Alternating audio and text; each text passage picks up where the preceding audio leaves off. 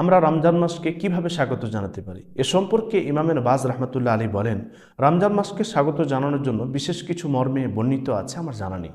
তবে একজন মুসলিম রমজান মাসকে আনন্দ উচ্ছ্বাসের সাথে, আগ্রহ উদ্দীপনার সাথে এবং আল্লাহ সুবহানাহু ওয়া তাআলার কৃতজ্ঞতা প্রকাশের মাধ্যমে গ্রহণ করবে। কারণ আল্লাহ সুবহানাহু ওয়া তাআলা তাকে এই পর্যন্ত পৌঁছে দিয়েছেন এবং তৌফিক প্রাপ্তদের অন্তর্ভুক্ত করেছেন। আল্লাহ সুবহানাহু ওয়া তাআলা তিনি আমাদেরকে জীবিত রেখেছেন, এটা একটা অনেক বড় নেয়ামত।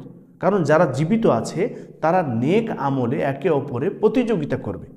এবং আল্লাহ রাসূল সাল্লাল্লাহু আলাইহি ওয়াসাল্লাম তিনি তার সাহাবীদেরকে রমজান মাসের সুসংবাদ দিতেন রমজান মাসের মাসাইল বর্ণনা করার মাধ্যমে, রমজান মাসের রোজার ফজিলত বর্ণনা করার মাধ্যমে।